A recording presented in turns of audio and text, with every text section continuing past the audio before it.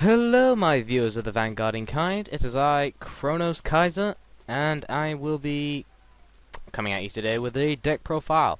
Um, this is I was requested to profile this from one of my friends, um, Chronos Apoc, that you saw in one of our recent videos and our most recent video. Um, this is his Arbaros Dragon deck that, well, kicked my ass a couple of times actually. I lost to this one, and this is the first time I've actually seen the deck. This is as new to me as it is to you. So, I'm not sure how I'm going to deck profiles, but I guess I'll try to infer strategy by looking at this deck. Anyway, let's get right into it. First thing is Arbaros Dragon Ratoon, which is the starting Vanguard. It is part of the ride chain. And its skill is, when a card named Arboros Dragon Branch rides this unit, look up to 7 cards from the top of your deck, search for up to one card named Arboros Dragon Sephirot or Arboros Dragon Timber from among them, reveal it to your opponent, put it into your hand, and shuffle your deck. And when a Neonectar other than a card named Arboros Dragon Branch rides this unit, you may call this card to a rearguard circle. It's one of the recent versions of ride chains, which are they're the ones that do the least checking for other cards in the ride chain. Sadly. As for the triggers, he appears to run 6 draw triggers, 6 stand triggers, and 4 heals. I noticed he used to run a long stand trigger. He doesn't run any criticals, but I suppose that it's because he likes to exert the amount of power that he uses on each unit, meaning that he'll get a fully powered rear guard if he uses that to his extent. Uses that to a certain extent.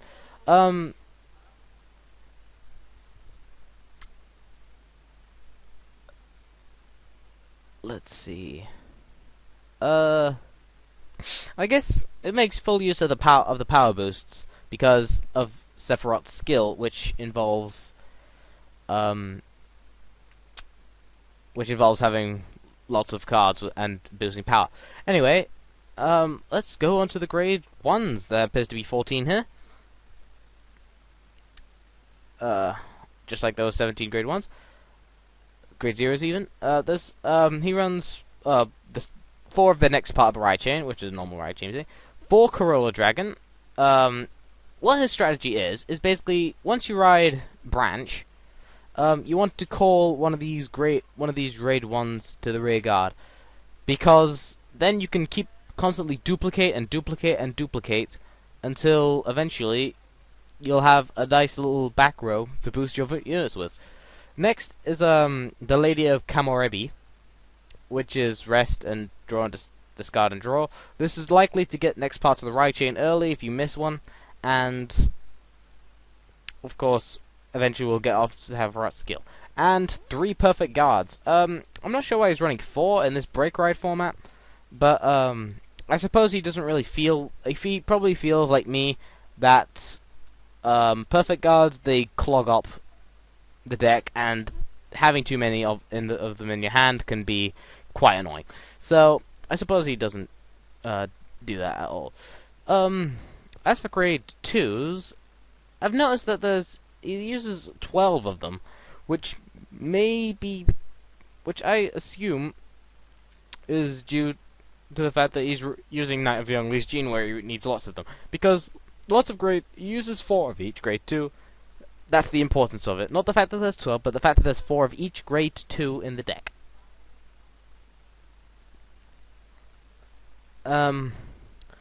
He runs 4 of the vanilla, 4 of timber, and 4 of gene. This is so that he can boost up his front row and make full use of his stand triggers. If you don't know what happens when each part of the ride chain rides another part of the ride chain, we'll use this one as an example. When a card named Arboros Dragon Sephirot rises this unit, if you have a card named Arbaros Dragon Branch in your soul, choose one of your Neo Nectar rearguards. Search your deck for up to one card with the same name as that unit, call it to rearguard circle, and shuffle your deck. Branch has a similar skill, and basically you call more units of the same name in order to gain power. The next part of the ride chain would be Arboros Dragon Sephirot. Now this is the important one. Limit Break 4. This ability is active if you have 4 more damage, of course. All your Neo Nectar have continuous Vanguard rearguard. During your turn, if there is a unit with the same name as this unit in your Vanguard or rearguard circle, this unit gets power plus 3000. Now that is extremely good. That 3000 power is very important.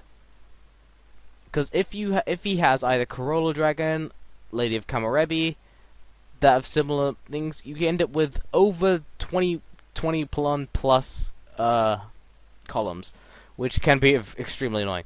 And another thing you can make use with the stand triggers is the Knight of Harvest Gene. Put this unit on top of your deck. When this unit attacks hits a Vanguard, if you have a Neo Nectar Vanguard, you may pay the cost. If you do, search your deck for up to 2 cards named Knight of Young Lee's Gene, call into different rearguard circles and rest, and shuffle your deck. This is why he most likely uses stand triggers, so he can easily make use of another Gene while it's being rested when he attacks with his Vanguard. This is a very decent strategy, and it's caught me off guard a lot of times. That way he can make full use of his genes despite having only Sephirot, despite having only Knight of Harvest and Sephirot attacking. Overall, I like this deck. I've never been able to. Well, I have played Neo Nectars before. I've used mainly Musketeers and other deck types. I've never quite got the grasp of Arboros Dragon. And, well, I've tried Arboros Dragon. I've pulled it off a few times, but he seems to have grasped the complete strategy around it.